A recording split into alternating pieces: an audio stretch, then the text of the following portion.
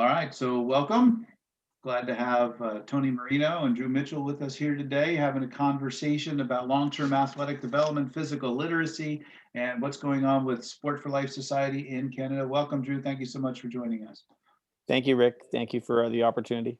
This is great. So wanted to follow up. We'll start the line of questioning with a general question for our audience, which is, what is physical literacy and why is it important?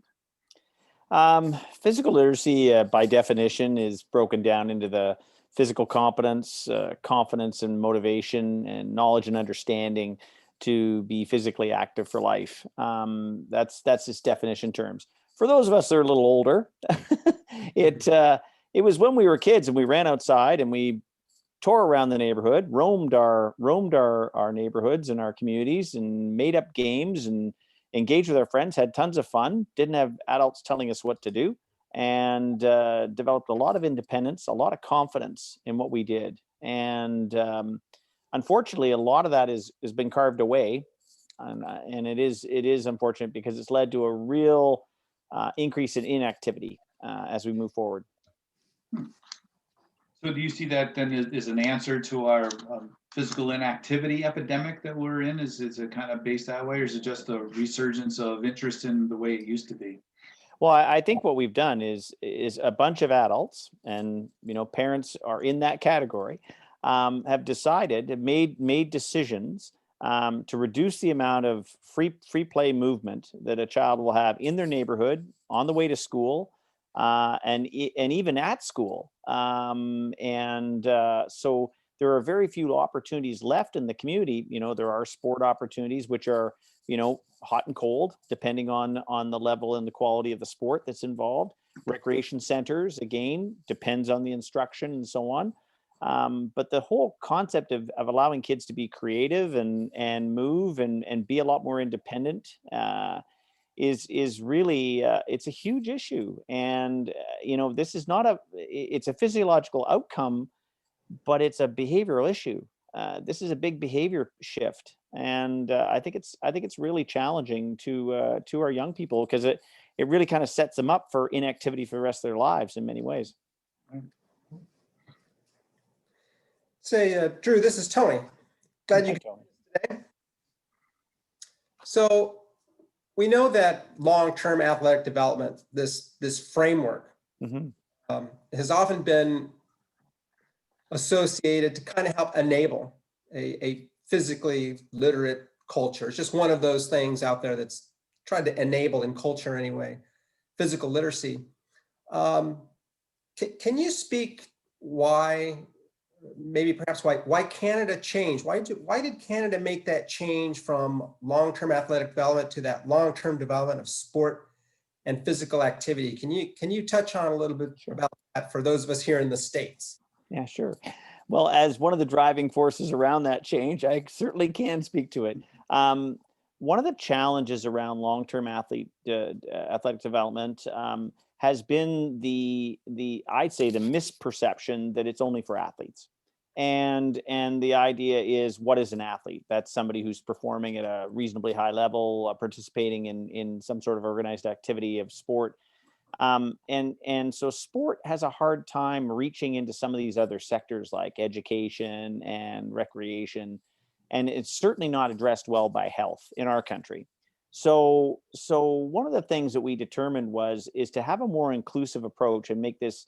We've really determined that this is a health issue. This is not just a sport performance issue. That has its role, it has its place, but this is a long-term health issue of our society. So if we want more people engaged, if we want health meaningfully engaged, and we want to have better footing especially in the early childcare and early elementary spaces of education, we need to be more broad than just athletic or sport focused development. We need to be thinking about, how do we make our kids into better movers, more confident movers? And so that was really the main impetus around that, is to use some more inclusive language and help people feel like they're in the tent. And how has, in your view, how has Canada, and I understand that there are some subtle differences in terms of how your various organizations, your national governing bodies for sport, the educational system, things that occur at the provincial level, let alone at the national level. We know it's aligned a little bit differently here in the United States, but how have you found that to be embraced, this shift to LTD SPA? Has it embraced, or has it generated some momentum in Canada? Well, it's still relatively fresh, Tony. So it's probably hard to get a really good grip on it. I think one of the significant changes to the LTD for sport and physical activity has been the subsequent development of the quality sport component, and helping people at the local level. We meet with our national sport organizations. We meet, and they develop their plans, and provincial sport organizations make their plans. But sport ultimately happens at the club level. It happens at the local level in the community. And if those practices and plans that are happening at the higher level are not A, getting down the chain, and B, actually being disseminated and embraced, then it's not working. And so even LTAD is language that, what is that? What is that? What is that? This is this whole list of monikers that, what does this stuff mean? Quality sport for many people makes sense to them, right? And so I think the development of the LTD for sport and physicality, and then the rollout of quality sport in conjunction with that as an additional component of that, is really help people start to get a better grip on what quality sport looks like, or the fact that you can change sport, that it doesn't have to look one way, that it doesn't have to always be done the way it's always been done. And I think when you start to look around at some best practices, I mean, one of the ones, and it's not perfect by any stretch, but the ADM in USA Hockey to me has been a pretty successful practice. The US is the best sporting country in the world. Nobody can argue that. I mean, success is there. Is it perfect? No. But I think what has happened is a big organization like USA Hockey has looked at it, kicked it around a little bit, test drove it, piloted it, and has done pretty well with something like that. So change can happen, even to a big system like the US. And I think that's important, that people need to be open to change. We can't continue to do the same things we've done forever and expect, that is the definition of insanity, isn't it? To do the same thing over and over again, expect a different result. So yeah, I think it's just another one of those innovations that's come. I think it's been toughest, Tony, though, on the sport crowd. And to be honest with you, in the sport crowd, in the high performance sport crowd in particular, we still use the language LTAD. We've made that very clear. We continue to use that language, and it's fine. It's what they're used to. And what we've tried to do is use the newer language in other audiences that aren't necessarily on board yet. And that's really where we're trying to make some headway. Yeah, it's good to hear that.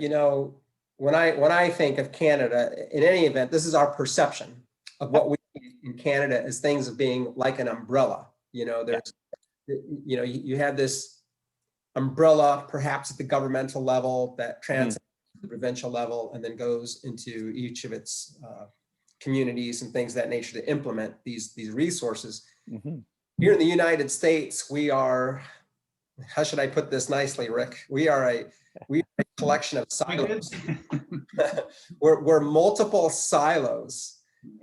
This, I don't know if you remember the old TV series Get Smart, where everybody. Oh, I love that show. With the cone of silence, everybody's within their cone of silence, yelling and shouting at each other, but the message never gets across.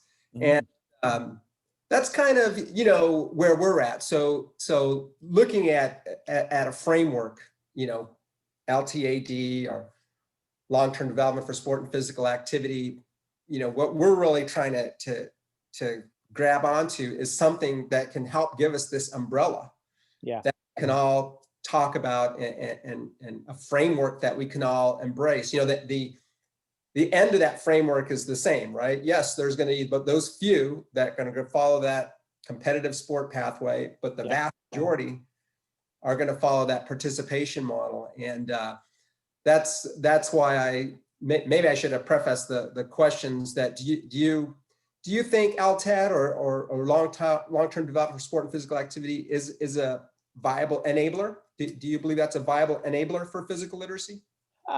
Yeah, I mean, it's been interesting because we broke out physical literacy from the model quite a few years ago because we knew we couldn't go into health or education or recreation with LTAD. Like it just wasn't going to work.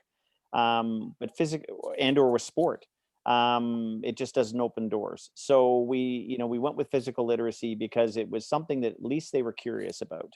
And it was more encompassing and, as I say, more inclusive.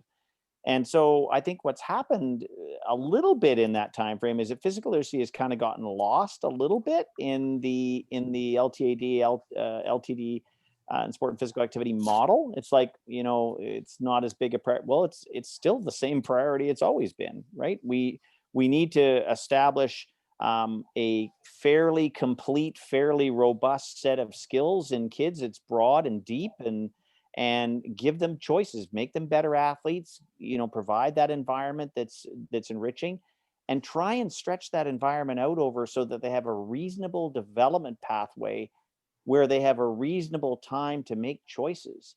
Like everything's so time pressured these days. You've got to be at this point by this time, and you got to, I think the research is pretty clear that our late developers are still our predominant high performers, and you're still going to get the Tiger Woods of the world, and you can't let Tiger Woods run your sport model. Like you just can't.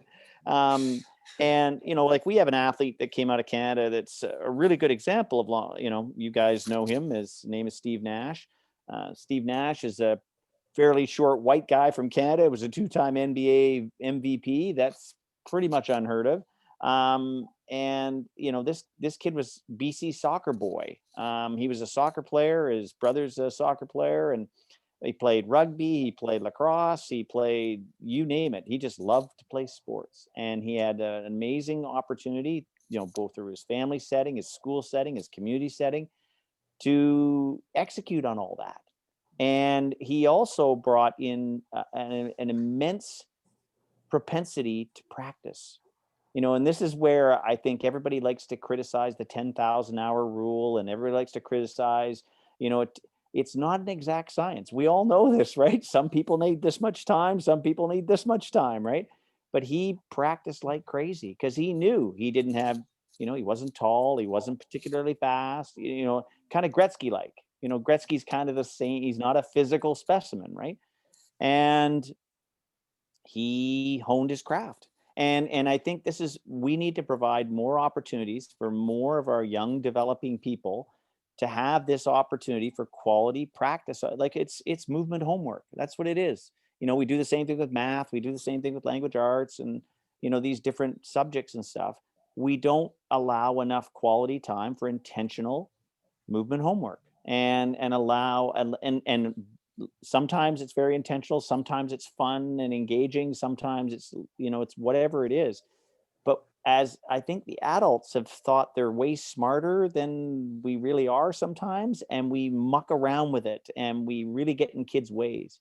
And I think we need to be, especially for kids in that sort of early teen span of time, and especially under 10, where we really need to have more openness and to the idea that, just because Johnny's not that great at 8 doesn't mean Johnny can't be great at 14, right? And we adults make a ton of really hard, harsh decisions for way too many young kids way too often. And so I think one of the things that, sorry, a long circuitous way to your question, but I think that what happens is things like LTAD for sport and physical activity can provide a guide to this and help people make better decisions, because I think we've had a lot of bad decisions in our pathways, and we need to sort of back away a little bit more. And we all understand the coach relationship when they're young. It's really tight. It's lots of time and everything else. As they get older and better, the coach relationship starts to span out a little bit more. The athlete becomes more independent. I just think that as adults, we need to be smarter. We need to be smarter, and we need to be open to innovation, and we need to be open to creativity. creativity is where innovation comes from. Innovation is where we become better. And this is what needs to happen. Great points. And I'm just going to forewarn you now that I'm going to steal that movement homework. We definitely need more movement homework, although if we can make it as fun as possible, but I like that term. Me too. So that kind of leads us into the next space a little bit, because I think when we look here in the US of everything that you've done in Canada, it's like it's a model for us. We're like, wow, they did it. They put together the website, they got the information out there, they've gotten people to really recognize what physical literacy is from different perspectives, different journals focusing on the research around it, the implementation of it. Why is it, like, from a background perspective for our knowledge and maybe helpfulness, why did Canada invest so much time and energy into physical literacy? Well, I think Sport for Life and led by Richard Way, our CEO, early on in the 2000s, working with Van Valley, and actually I was working with those guys as well, but in a different part of the sports system. You know, they had a vision. They had a vision around this, and they were able to convince, Canadian politicians that this was important. So in 2005, all the Canadian provincial sport ministers agreed that this would be the steps that they would take. And, I have to say, like I say, it's worked at the higher level, the national sport does it really well.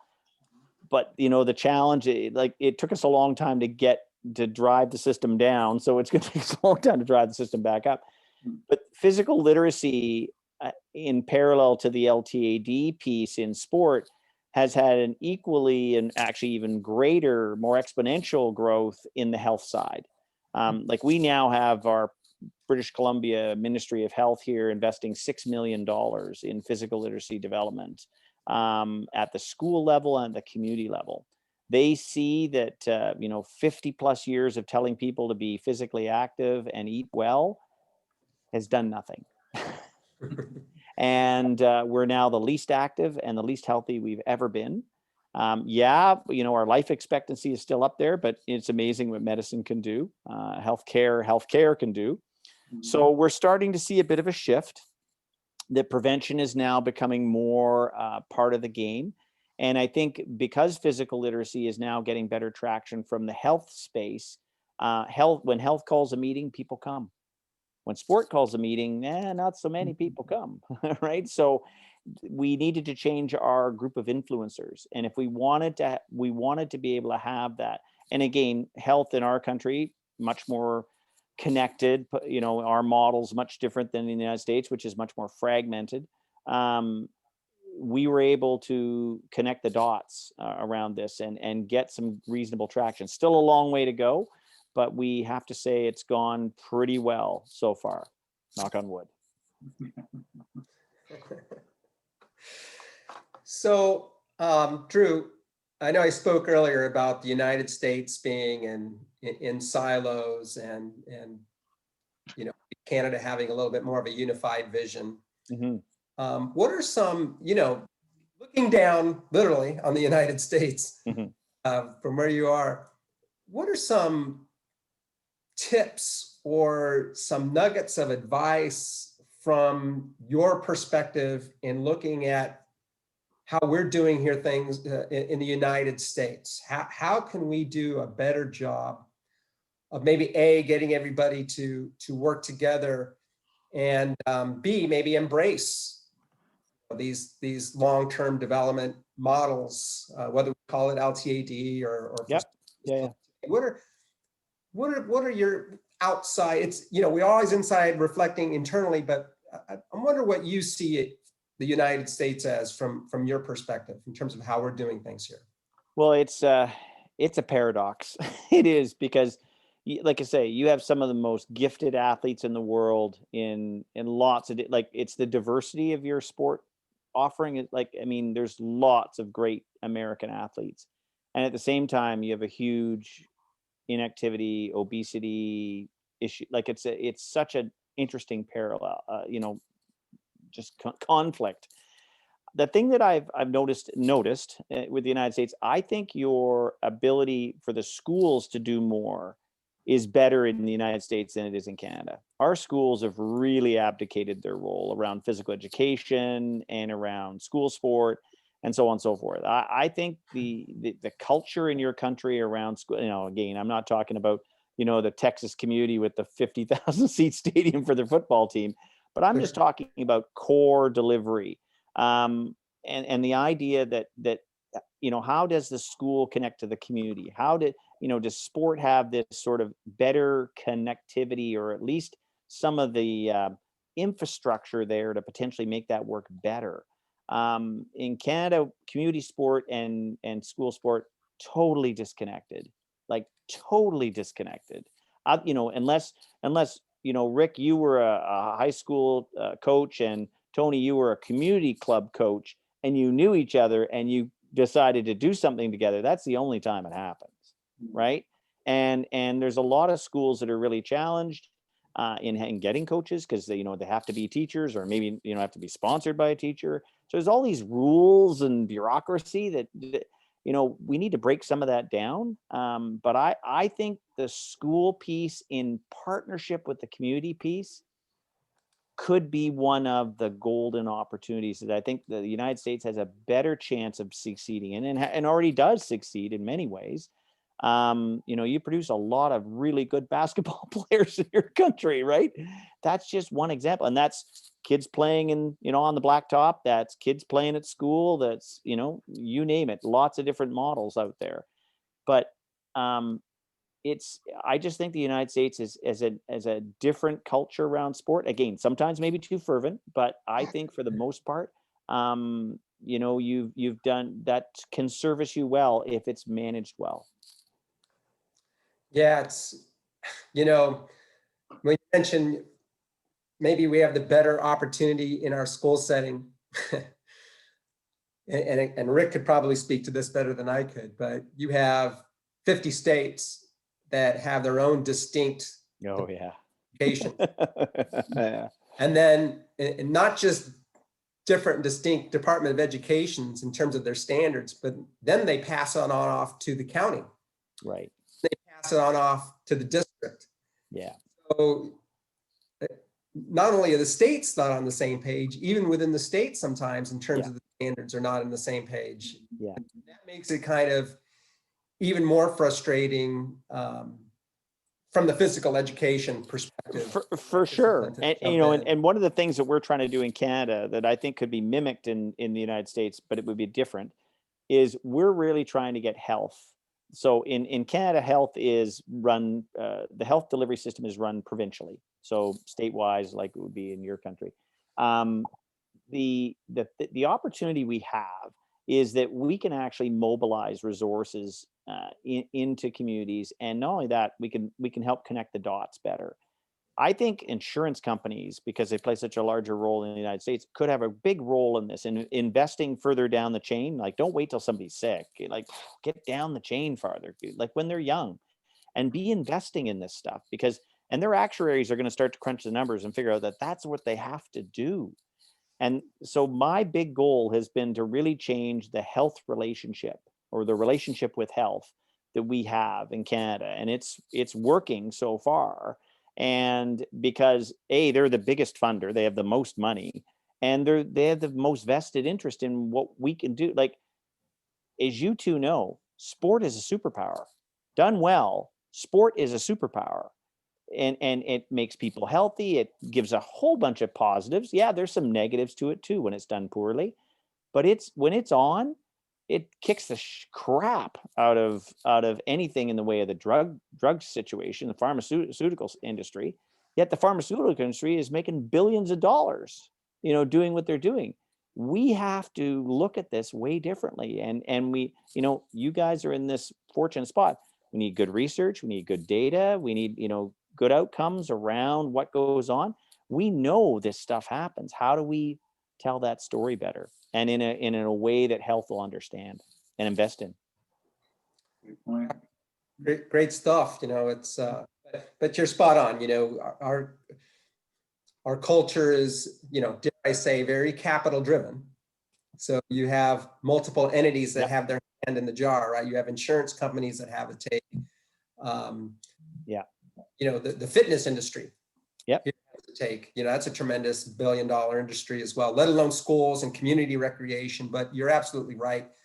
We need to do things and start things at the grassroots levels to make it not only opportunistic for most Americans, but also affordable. That's another Yes. critical piece. Yes. No, I would agree. I would agree for sure. Great insight. And valued. Yeah. That I think that's a key component. Like, we're relying on everybody else to try to implement this system here, because at the grassroots level, people don't value what's going on in the physical literacy realm. We have to almost reintroduce it. And COVID seems to have really taken that by storm. I don't know if you saw the data that just came out last week. Life expectancy in the US just went down a year. I heard that. It's like, whoa, my God, people are lighting their hair on fire. Hopefully. And in the underserved African American population was something like 2.7 years in one year that it went down. And, like, statistically, that is so massive. It's unbelievable. But nobody's saying, "Oh my gosh, here's what we have to do. Let's call Drew. We got to make this happen." So I think that's the part that we keep going back and forth with too. Like, how we talk about all the silos that we have, but it's almost like there is a border sometimes between Canada and the US, rather than an open gateway to sharing the knowledge and the ideas. So I think we have this conversation all the time. Like, how is it that we can actually work together better to promote physical literacy across borders? So how can we share each other's best practices, move forward? How can we help you in your movement? How do you think you can help us to really get this to where it should be at the individual level? Yeah, I mean, we're always open to that. I think you guys realize that we're easygoing in Canada. We tend to be, anyways. But happy to have more regular dialogue and share strategies and share. This is what we did over here, because learning from your peers is to me is the greatest learning opportunity we ever have. And I think those experiences. Once somebody knows that somebody's done something over here, doing it over there usually becomes a little easier. Now, somebody may have to facilitate that, because that's the other thing that we're finding as well, is stuff just doesn't happen passively. You have to make it happen. You have to. So a lot of my role and subsequently our organization's roles, we act as a catalyst to bring groups together to start to have different dialogue. So our Physical Literacy for Communities project is built exactly around that. Bring health, education, recreation, sport, Indigenous people, disabilities, social agencies, city planning to the table. And let's have a dialogue on a common theme, which is developing physical literacy to increase physical activity. Nobody's against that. It's pretty easy sell. And it's a meeting once a month. But you start to break down these barriers that have formed just because in their day-to-day, they're stuck inside what I call very thin, but real walls around themselves, doing their straightforward job, and nobody's thinking laterally. And so if we start to think laterally and think, what's John doing over here? What's Sarah doing over there? And start to tap into that, we've seen that facilitation works. And so, I think, in the United States, trying to, take a pilot in a community, and can we bring those people to the table? Can we get an investor, corporate, otherwise, to, make a small investment? Like, we invest $50,000 in a community project over 2 years. It's not a lot of money. But what it does is it pays for leadership and mentorship to support the dialogue that's going on. And we are seeing some pretty, for the investment, some pretty incredible outcomes coming out of that type of process. So we can't stand around and think passively it's going to happen. Sometimes it does. Sometimes people bump into each other by luck. You can't run a system by luck. And so we are trying to be much more intentional, go out there, connect people, and to the point where, we may be leading the conversations to start, but by the end of the process, we're sitting back kind of going, okay. And we really, because they're having the conversation and they're making things happen. And that's your moment to sort of step away and go, okay, this is working pretty well. And then not only that, we have 30 of these projects and we connect all those projects so they share knowledge. And so to us, that's been really successful. So their coordination money, leadership money needs to be in the system. You can't just give a grant to somebody and expect it to just happen. Technical leadership around what they're doing, really important, really important. I was Tony before, we're so capitalistic in our approach. So any investment, they're going to want to know what the return on investment is going to be. Yeah. So what are your outcomes? How do you set that up so that the investors are pleased with what they've given? So, ROI is exactly that, right? So, we say our priority number one in this 2-year relationship is for these groups to start to work together. Just start to work together. Mm-hmm. The bonus we get, because the most of the funding in the 2-year piece is around bringing people together, having them meet, providing leadership. There's a little bit of programming money. Mm-hmm. They start to actually make stuff happen in programming as they move along. Don't even tap into their own money because they've come together, they find they actually share resources in a different way. And the ROI is the new synergy that happens from them functioning together. So it's been really interesting to see that, because sometimes it's hard to quantify. You're right. Like it's going to generate $50 million. No, that's not its intent. Its intent is, are we actually doing things differently, and are those things that we're doing differently going to produce better outcomes? And because 2 years is still short, but we're already seeing positive outcomes. So as an example, in Prince George, a northern community, about 100,000 people in British Columbia, education would never come on a regular basis to these joint meetings historically. By the end of the 2 years, they had 25 people meeting in the meeting, 5 people from education. They were all in big time because, part of it's timing, part of it's the topic you're focusing in on, part of it's the different people, the influencers, right? Because it's all relationships. And they have a functioning group that's making a difference.